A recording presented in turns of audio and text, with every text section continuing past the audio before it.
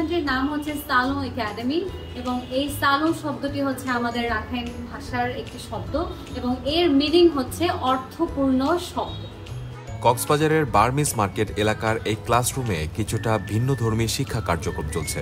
ক্লাসরুমের শিশুগুলো সবাই রাখাইন সম্প্রদায়ের। তাদের শিক্ষক নীলা ওয়ান শিশুদের রাখাইন ভাষার বর্ণমালা এবং এর লিখিত ও পাঠ রূপ শেখাচ্ছেন। তাদের এই ভাষা শিক্ষা কার্যক্রম বিদ্যালয়ের পাঠ্যসূচির কোনো অংশ নয়। তারপরও মাতৃভাষায় নিজেদের অস্তিত্ব খুঁজে পাওয়ার প্রত্যাশা নিয়ে শিশুরা এই ভাষা শিখছে।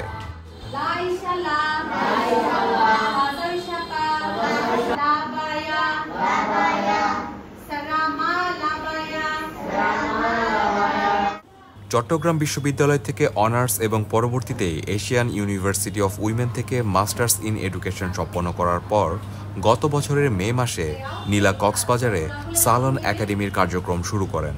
আমরা সবাই রাখাইন ভাষায় কথা বলতে পারি, কিন্তু আমরা সবাই রাখাইন ভাষায় পড়তে বা লিখতে জানি না।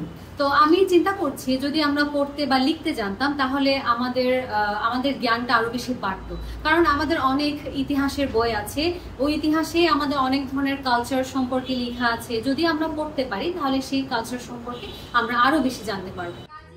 এই একাডেমিতে ইংরেজি, গণিত সহ আরও কয়েকটি বিষয় পড়ানো হলেও রাখাইন ভাষার শিক্ষা কার্যক্রম একাডেমির অন্যতম উদ্দেশ্য।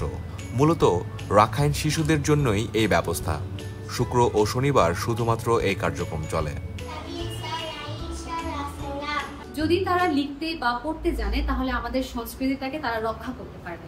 আর যদি তারা পড়তে বা লিখতে না জানে তাহলে আমাদের সংস্কৃতি বিলুপ্ত হয়ে যাবে। আর যদি সংস্কৃতি বিলুপ্ত হয়ে যায় তাহলে আমাদের অস্তিত্ব বিলীন হয়ে যাবে। আমাদের হিল ট্রেক্সে যে স্কুলগুলো আছে সেখানে প্রাইমারি লেভেলে তাদের মাতৃভাষাটা যোগ করা হয়েছে, কিন্তু আমাদের সমতল আদিবাসীদের জন্য এই ব্যবস্থাটা এখনো করানো হয়নি। যদি এই সাবজেক্ট আমাদের মাতৃভাষার যে শিক্ষাটা আছে সেটা যদি আমাদের স্কুলে অ্যাড করা হয় তাহলে মা বাবা যারা আছেন তারা স্কুলের যে সাবজেক্টগুলো আছে সেটার পাশাপাশি আমাদের রাখাইন ভাষার শিক্ষাটাকেও একইভাবে তারা গুরুত্ব দিতে চান।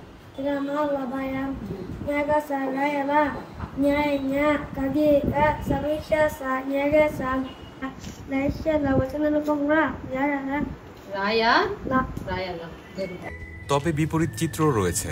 নীলা বলেন, অনেক অভিভাবক রাখাইন ভাষার পড়াশোনাকে তেমন গুরুত্ব দেন না, কারণ তাদের ধারণা এই ভাষা শিখে পরীক্ষায় কোনো নাম্বার পাওয়া যাবে না। তিনি আরও জানান, প্রথম দিকে রাখাইন ভাষার বর্ণমালার বই জোগাড় করতেও অনেক সমস্যা হয়েছে। পরে মিয়ানমার থেকে সেই বই সংগ্রহ করা সম্ভব হয়েছে।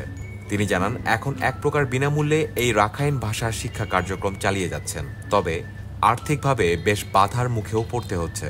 ফান্ড ক্রাইসিস আছে। আমার অফিসে যে অবশিষ্ট কাগজপত্র আছে পেছনের পার্টে যে একটা ফ্রেশ জায়গা আছে সেই জায়গায় আমি তাদেরকে লিখতে বলি বা যে কোনো অ্যাক্টিভিটিস করার সময় সেখানে আমরা কাজটা করি।